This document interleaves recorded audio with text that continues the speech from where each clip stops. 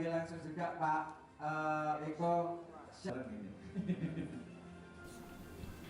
BPF berkolaborasi dengan Bapepti, Aspeptindo, Pemkot Malang, JFX, dan KBI gelar talkshow perkuat literasi perdagangan berjangka komoditi. Literasi perdagangan berjangka komoditi dianggap penting agar masyarakat terutama pelaku investasi terhindar dari penipuan. Seperti contoh kasus yang sudah terjadi, kasus investasi robot trading yang korbannya mencapai ribuan nasabah. Dalam talkshow bulan literasi perdagangan berjangka komoditi tersebut, dihadirkan 6 pemateri berkompeten, baik dari pemerintah, Bapepti, Aspeptindo, PT Clearing Berjangka Indonesia, dan PT Bursa Berjangka Jakarta. Kepala Bapepti Didit Nurjiatmoko mengatakan, dengan hadirnya bulan literasi perdagangan berjangka komoditi saat ini, diharapkan edukasi tentang perdagangan berjangka komoditi bisa lebih dalam dan menyeluruh ke seluruh lapisan masyarakat, terutama terkait dengan peraturan dan pengetahuan yang selama ini luput dari perhatian para pelaku industri maupun investor. Menurut Didit, tingkat literasi masyarakat Indonesia terhadap perdagangan berjangka komoditi masih rendah. Hal ini terlihat masih maraknya kasus korban penipuan robot trading dan trading ilegal serta ketidakpahaman masyarakat terhadap manajemen resiko.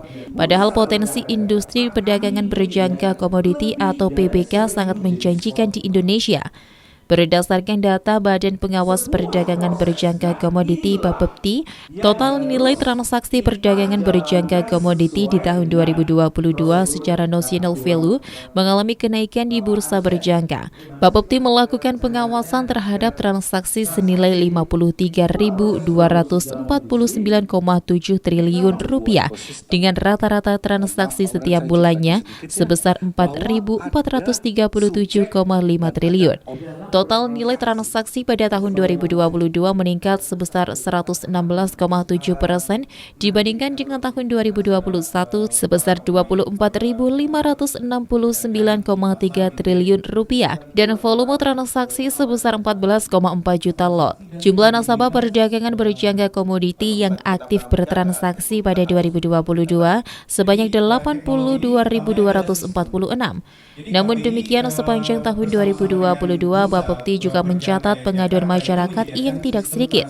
Sebagian besar pengaduan tersebut disebabkan adanya investasi ilegal seperti robot trading dan masih terdapat pelaku usaha yang tidak taat terhadap peraturan.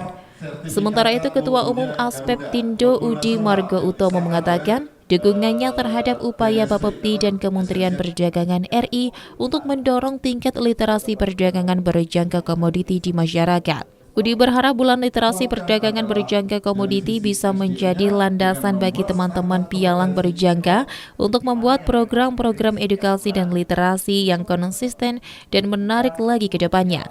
Sementara Direktur Utama PT Bursa Berjangka Jakarta, Stefanus Paulus Lumintang juga mengatakan bahwa edukasi perdagangan berjangka komoditi di industri sebenarnya sudah berjalan, namun hanya berjalan sendiri-sendiri. Dengan adanya bulan literasi perdagangan berjangka komoditi, diharapkan semua pelaku memiliki kesadaran dan tanggung jawab yang sama untuk berkomitmen menciptakan industri perdagangan berjangka komoditi yang lebih sehat dan maju.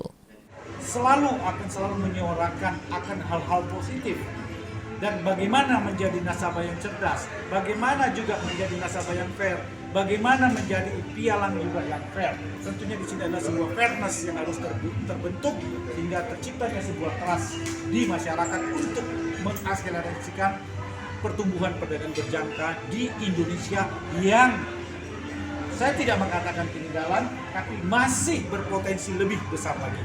Progresnya gimana, Pak? Sangat baik. Progres pertumbuhan nasabah terkait dengan literasi seperti apa mungkin? Pertumbuhan sangat baik. Iya. Pertumbuhan sangat baik, tapi kami belum mengukur dampak positif selama bulan literasi ini. Karena bulan literasi ini masih berjalan, kemungkinan akan terjadi penutupan besok hari di Jakarta. Ya, ini nanti setelah ini kami akan mencoba hitung dampak positifnya seperti apa. Pimpinan Cabang BPF Malang Andri mengatakan dalam kegiatan talkshow hari ini selain membagikan pengetahuan terhadap perdagangan berjangka komoditi, juga menekankan pentingnya keamanan bertransaksi. Langkah BPF Malang yang dilakukan selama ini adalah mewajibkan bahwa setiap nasabah diedukasi oleh wakil pialang berjangka profesional dan berpengalaman, serta menekankan adanya resiko transaksi. Untuk memperluas pengetahuan perdagangan berjangka komoditi, BPF Malang juga sejak lama menggandeng beberapa kampus untuk meningkatkan literasi di kalangan muda. Tujuan dari acara ini tentunya kita mau mensosialisasi tentang perdagangan berjangka komoditi ini, terutama dari segi perdagangan yang benar. Jadi kita mengajak bahwa ini adalah tahun perdagangan berjangka komoditi tahun 2023. Dengan ilustrasi ini, dengan kita usung tema memperkuat ekosistem dan keamanan transaksi perdagangan berjangka komoditi, kita berharap masyarakat khususnya Marang Raya dapat memahami dengan betul atau benar mana perdagangan berjangka komoditi yang legal. Nah, ini kita mengajak, ayo kita trading berjangka. Keamanan itu yang seperti apa sih? Oke, keamanan itu pertama adalah harus dicek dulu keabsahan perusahaan kita di mana bertransaksi, yaitu harus daftar di Bapepti, yaitu sebagai regulator kita. Yang kedua, harus cek juga profesi atau izin dari orang yang menawarkan, yaitu kita terjemahkan wakil pialang berjangka atau WPB di situ. Terus literasi kepada masyarakat apa kira-kira? Oke, literasinya ini adalah salah satunya adalah kita meningkatkan pengetahuan. Salah satunya adalah bagaimana transaksi yang aman, bagaimana melakukan transaksi di perusahaan pialang yang legal, gitu. Terus yang ketiga adalah terutama produk-produknya. Kita tahu bahwa produk-produk ini kan banyak sekali ya sekarang variannya ya seperti itu.